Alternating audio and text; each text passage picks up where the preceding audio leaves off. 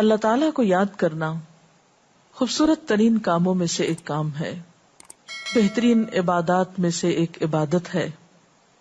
قرآن پاک میں اللہ تعالیٰ اس کے بارے میں فرماتے ہیں وَلَذِكْرُ اللَّهِ أَكْبَرُ، اور اللہ کا ذکر بہت بڑا کام ہے، بہت اچھا کام ہے۔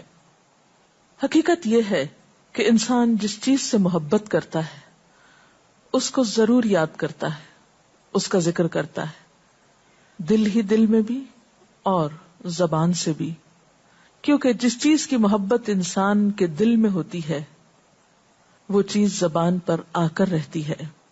یہ ہو نہیں سکتا کہ ہم اللہ تعالیٰ سے محبت کرتے ہوں، دل میں اس کو یاد کرتے ہوں، پھر زبان سے اس کا ذکر کرنا بھول جائیں۔ ذکر الہی تو بندہ مومن کی زندگی میں غیر محسوس طریقے سے شامل ہو جاتا ہے، اس کی اس طرح عادت ہو جاتی ہے کہ انسان اٹھتے بیٹھتے چلتے پھرتے تنہائی میں سب کے بیچ میں بیٹھ کر اپنے رب کو یاد کرتا رہتا ہے، دل ہی دل میں یا زیر لب وہ اپنے رب کو کسی حال میں بھی نہیں بھولتا۔ اور بھولے بھی کیوں؟ اس لیے کہ اس کی ذات پر رب کے احسانات ہر ایک سے بڑھ کر ہیں، اس کی نگاہیں ہر طرف رب کے کمالات دیکھتی ہیں، وہ ہر طرف رب کی نعمتوں کو دیکھ کر سرشار ہوتا رہتا ہے۔ وہ جس طرف بھی نظر اٹھاتا ہے وہیں اس کو رب کی قدرت اور تخلیق نظر آتی ہے، اپنے سامنے، دائیں بائیں، اوپر نیچے، ہر طرف زمین آسمان، جو کچھ بھی بنا ہوا ہے، جو کچھ بھی پھیلا ہوا ہے، وہ سب اس کے رب کا بنایا ہوا ہے۔ پھر وہ اس رب کو کیسے بھلا سکتا ہے؟ قرآن پاک میں اہل ایمان کو ذکر کرنے کی تلقین کی گئی ہے۔ اللہ سبحانہ وتعالیٰ فرماتے ہیں فَاذْكُرُونِي أَذْكُرْكُمْ، تم مجھے یاد کرو، تم میرا ذکر کرو، میں تمہیں یاد کروں گا۔ ایک اور جگہ پر فرمایا وَاذْكُرْ رَبَّكَ فِي نَفْسِكَ تَضَرُّعًا وَخِيفَةً وَدُونَ الْجَهْرِ مِنَ الْقَوْلِ بِالْغُدُوِّ وَالْآصَالِ وَلَا تَكُن مِّنَ الْغَافِلِينَ، اور اپنے پروردگار کو دل ہی دل میں عاجزی اور خوف کے ساتھ اور آہستہ آواز سے صبح و شام یاد کرتے رہو، اور دیکھنا غافل نہ ہونا، یعنی رب کی یاد سے کبھی بھی غفلت اختیار نہ کرنا۔ ایک اور جگہ پر فرمایا وَاذْكُرُوا اللَّهَ كَثِيرًا لَعَلَّكُمْ تُفْلِحُونَ، اور اللہ کا ذکر کرو کثرت کے ساتھ، بہت زیادہ۔ کیوں؟ لعلکم تفلحون، تاکہ تم فلاح پاؤ، کامیاب ہو جاؤ۔ اس سے پتہ چلتا ہے کہ اللہ تعالیٰ کو یاد کرنا کامیابی کی علامت ہے، اللہ کے ذکر میں کامیابی کی ضمانت ہے۔ مومن مردوں اور عورتوں کی صفت قرآن پاک میں یہی بیان کی گئی ہے کہ وہ بہت زیادہ اللہ کا ذکر کرنے والے ہوتے ہیں۔ سورۃ الاحزاب میں آتا ہے وَالذَّاكِرِينَ اللَّهَ كَثِيرًا وَالذَّاكِرَاتِ، اور اللہ کا ذکر کرنے والے مرد اور اللہ کا ذکر کرنے والی عورتیں جو کثرت سے اللہ کا ذکر کرتے ہیں۔ کثیرن اعد اللہ لہم مغفرۃ واجرا عظیما، اللہ نے ان کے لیے بخشش اور بہت بڑے اجر کا وعدہ کر رکھا ہے۔ اور پھر یہ کہ ذکر کرنے کے لیے کوئی خاص وقت مقرر نہیں، انسان ہر حال میں ذکر کر سکتا ہے، ہر وقت میں ذکر کر سکتا ہے۔ نبی صلی اللہ علیہ وسلم کے بارے میں آتا ہے کان یذکر اللہ فی کل احیانہ، آپ ہر وقت میں، یعنی ہر قسم کے وقت میں، یعنی دن میں یا رات میں، صبح میں یا شام میں اللہ کا ذکر کیا کرتے تھے۔ حدیث پاک میں آتا ہے، حضرت ابو موسیٰ اشعری سے روایت ہے مثل الذی یذکر ربہ والذی لا یذکرہ مثل الحی والمیت، رواہ البخاری۔ آپ صلی اللہ علیہ وسلم نے فرمایا اس شخص کی مثال جو اپنے رب کا ذکر کرتا ہے زندہ انسان کی طرح ہے، اور اس کی مثال جو اپنے رب کا ذکر نہیں کرتا مردہ شخص کی طرح ہے۔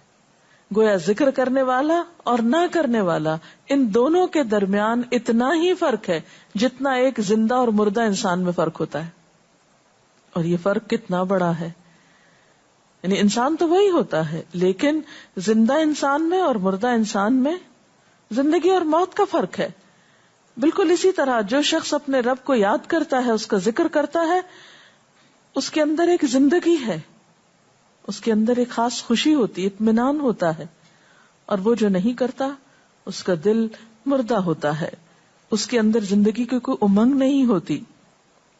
ایک اور حدیث میں آتا ہے، نبی صلی اللہ علیہ وسلم نے فرمایا، اللہ تعالیٰ فرماتا ہے میں اپنے بندے کے خیال کے مطابق ہوتا ہوں یا خیال کے ساتھ ہوتا ہوں. جو خیال وہ میرے بارے میں رکھتا ہے میں اسی کے مطابق اس کے ساتھ معاملہ کرتا ہوں، اور میں اس کے ساتھ ہوتا ہوں جب وہ مجھے یاد کرتا ہے. گویا ذکر کرنے والے اللہ کی مدد کے مستحق ہوتے ہیں، یعنی اللہ ایسے بندوں کے ساتھ ہوتا ہے جو ذکر کرتے رہتے ہیں.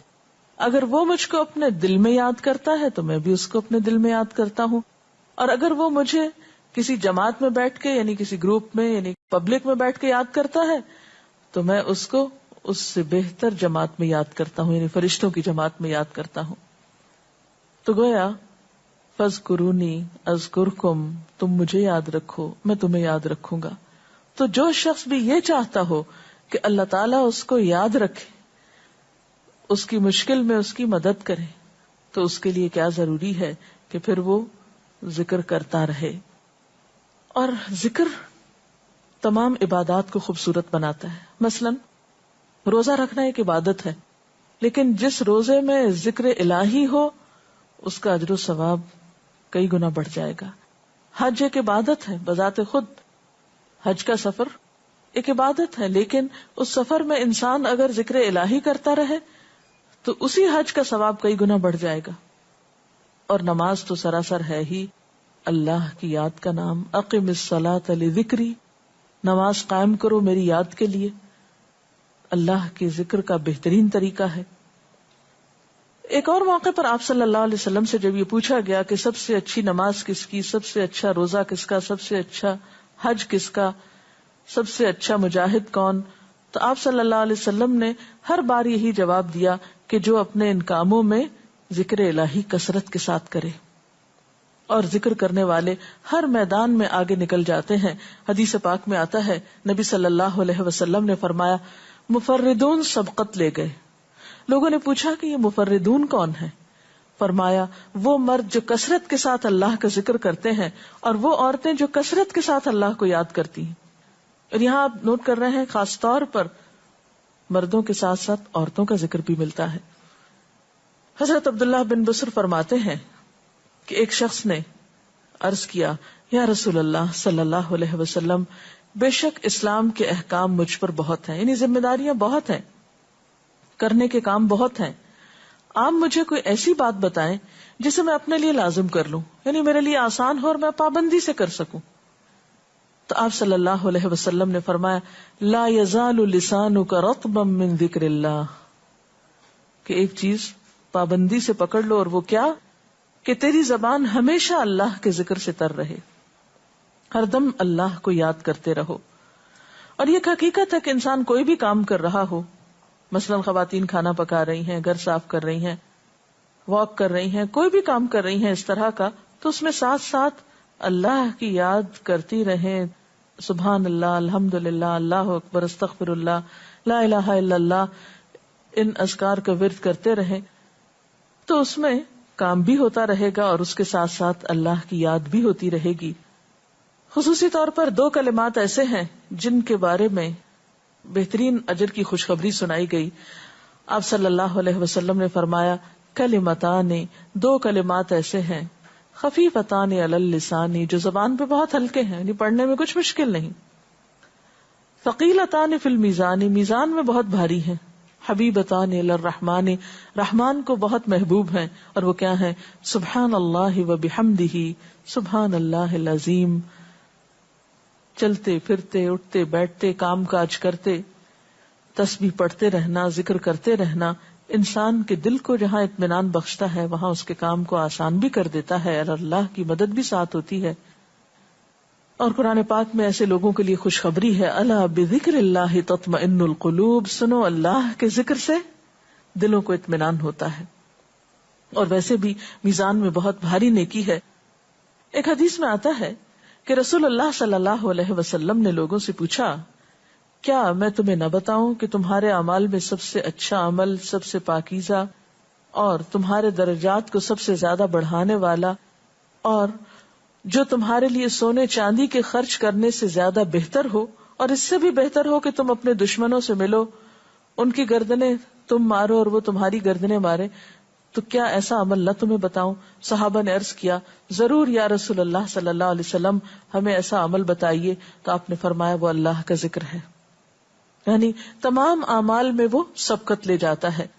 اسی طرح ایک اور حدیث میں ہے، رسول اللہ صلی اللہ علیہ وسلم نے فرمایا کہ جب بھی کچھ لوگ بیٹھتے ہیں اور وہ اللہ کا ذکر کرتے ہیں، کسی مجلس میں اکٹھے ہو کر بیٹھتے ہیں، تو اللہ کی رحمت ان کو ڈھانپ لیتی ہے، ان پر سکینت نازل ہوتی ہے. اللہ تعالیٰ ان کا اپنے ہاں ذکر کرتے ہیں. گویا اکیلے بھی ذکر کیا جا سکتا ہے اور کسی مجلس میں اکٹھے بیٹھ کر بھی. پھر اسی طرح صبح و شام بھی، جیسا کہ قرآن پاک میں آتا ہے وَسَبِّحْ بِحَمْدِ رَبِّكَ قَبْلَ طُلُوعِ الشَّمْسِ وَقَبْلَ غُرُوبِهَا، اپنے رب کی تسبیح بیان کرو سورج نکلنے سے پہلے اور اس کے غروب ہونے سے پہلے. ایک اور جگہ پر آتا ہے وَسَبِّحْ بِحَمْدِ رَبِّكَ بِالْعَشِيِّ وَالْإِبْكَارِ، اپنے رب کی حمد و ثنا بیان کرو عشی کے وقت یعنی عصر کے وقت، والابکار اور صبح کے وقت. عشی کا لفظ جو ہے یہ زوال شمس سے غروب شمس کے درمیانی وقت کو کہتے ہیں. پھر اسی طرح انبیاء علیہ السلام کے بارے میں ہم دیکھتے ہیں، حضرت داؤد علیہ السلام بہت خوبصورت آواز سے، بہت خوبصورت انداز میں اللہ تعالیٰ کا